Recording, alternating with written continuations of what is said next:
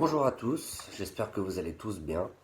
Je vous fais cette petite vidéo pour qu'on puisse continuer à avancer, notamment en histoire. Donc le principe là, c'est que je vais vous lire les documents comme on aurait fait en classe, sauf qu'en classe c'est vous qui lisez. Et ensuite je vais vous donner la petite explication de ce qu'il est important de retenir. Donc nous sommes sur la page 74 que j'ai envoyé numérisée du livre d'histoire. Pourquoi les chrétiens se divisent-ils au XVIe siècle? A. L'Église remise en cause. La fin du Moyen Âge est marquée par des épidémies, des famines et des guerres. De nombreux chrétiens pensent que ces malheurs sont des punitions de Dieu. Ils perdent confiance en l'Église qui ne parvient pas à les rassurer. Ils accusent les prêtres d'être ignorants et de ne pas respecter les principes religieux. Ils reprochent aux évêques de vivre dans le luxe comme les grands seigneurs. Donc, au Moyen Âge, et à la fin du Moyen Âge, le peuple est très pauvre. Il vit dans la misère, il mange essentiellement du pain, de la soupe, et à côté de ça, il voit l'Église qui, elle, est très riche. L'Église collecte des impôts, je vous le rappelle, et les moines, les prêtres, les évêques vivent dans un luxe que ne connaît pas le peuple. Et donc ils commencent à se poser des questions sur leur pratique de la religion, ou pour ceux qui restent très croyants, pensent que c'est une punition de Dieu. B. Martin Luther, la naissance du protestantisme. Au début du XVIe siècle, le pape Léon X autorise la vente d'indulgences pour pouvoir continuer à financer la reconstruction de la basilique Saint-Pierre de Rome. Martin Luther, un moine allemand, s'oppose à ce système et critique certaines pratiques religieuses. Il défend l'idée d'une réforme et souhaite une religion plus simple qui s'appuie sur la lecture attentive des textes de la Bible. Refusant l'autorité du pape, il est excommunié en 1521 et fonde une nouvelle église, l'église protestante.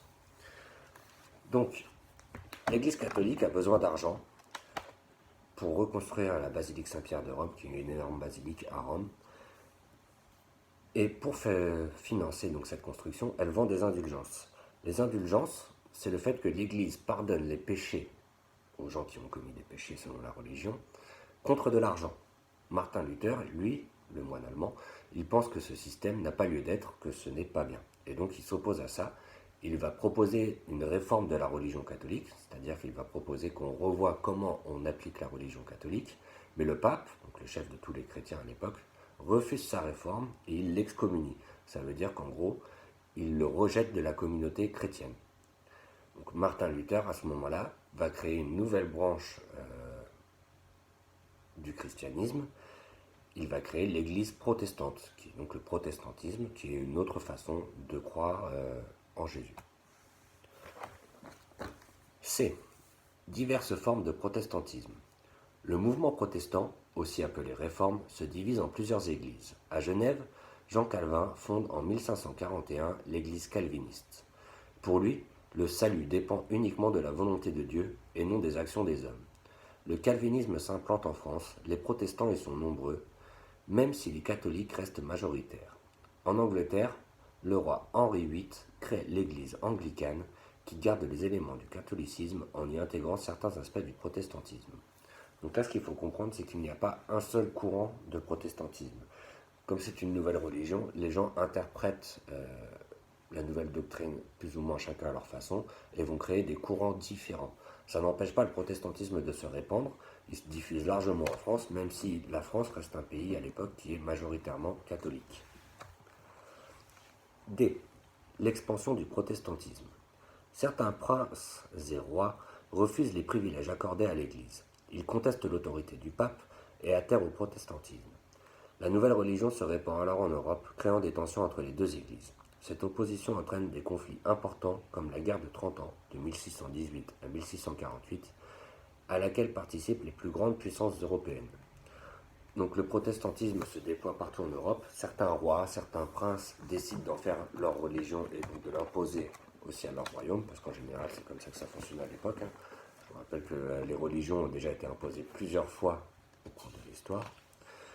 Et donc ça crée des conflits entre les protestants et les catholiques, et donc il va se déclencher des conflits, et pas des petites disputes, des guerres directement. Ensuite on passe à la page 76, sur comment les guerres de religion éclatent-elles en France. A. Les premières persécutions des protestants. François Ier considère que la religion protestante menace son autorité. Après l'affaire des placards de 1534, au cours de laquelle un texte critiquant la messe catholique est affiché sur les murs de Paris jusque sur la porte de sa chambre, il se met à persécuter les protestants. En 1545, plusieurs milliers d'entre eux sont massacrés dans le sud de la France. Son successeur, son fils Henri II, poursuit cette politique et proclame des lois anti-protestantes. Sous son règne, les protestants sont même condamnés au bûcher. Donc, le protestantisme s'est diffusé en France sous l'époque de François Ier. Justement, on va voir pourquoi on considère que François Ier est un roi autoritaire et fort. C'est-à-dire qu'il y a eu des problèmes d'affiches à l'époque, d'affiches moqueuses, qui ont été faites sur la messe catholique et qui étaient affichées partout dans Paris, jusque devant la maison du roi.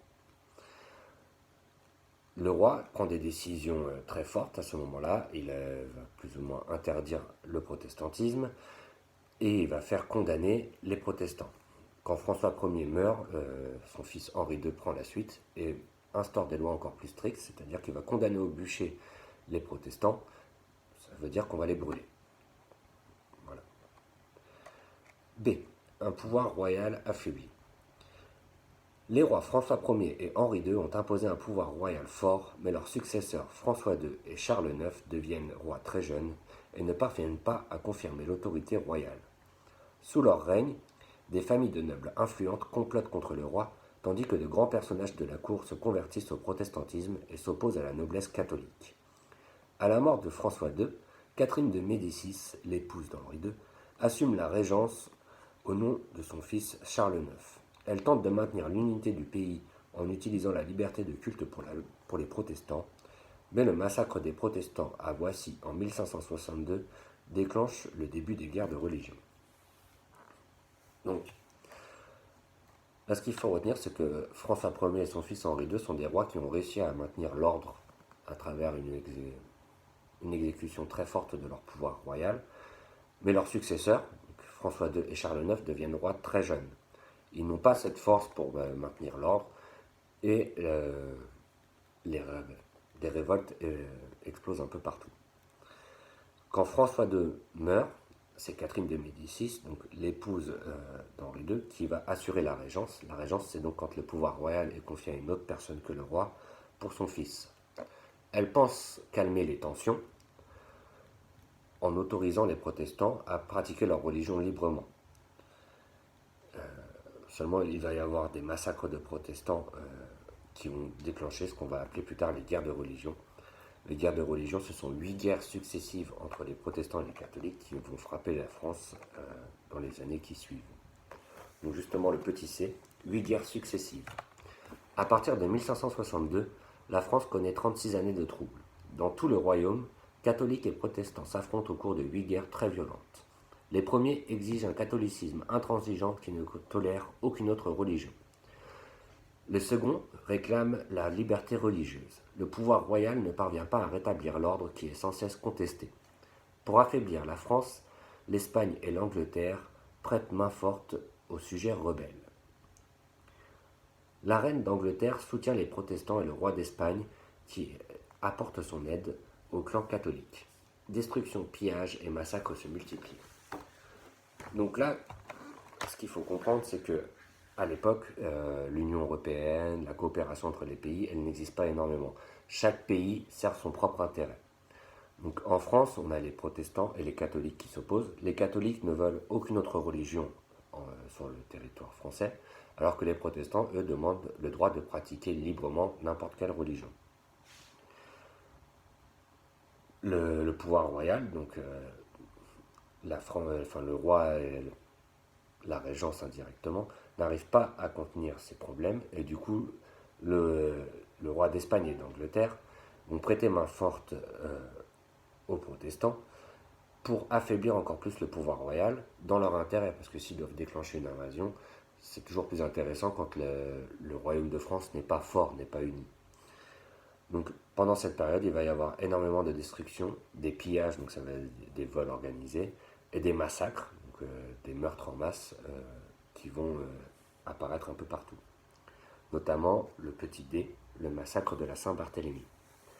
En août 1572, de nombreux protestants sont rassemblés à Paris pour assister au mariage de la sœur du roi catholique Charles IX avec le prince protestant Henri de Navarre. Le 24 août, lors de la nuit de la Saint-Barthélemy, les principaux chefs protestants sont massacrés sur ordre du roi. Dans les jours qui suivent, plus de 3000 protestants sont tués partout en France. Donc ça, c'est un épisode de l'histoire qui est marquant, parce que sur une seule nuit, on a tué des centaines et des milliers de protestants partout en France, à l'occasion d'un mariage. Donc voilà pour cette première petite vidéo explicative. C'est pas un exercice facile, ni pour vous, ni pour moi, mais bon, pour les temps qui viennent, c'est la seule solution que j'ai trouvée pour qu'on puisse continuer à avancer.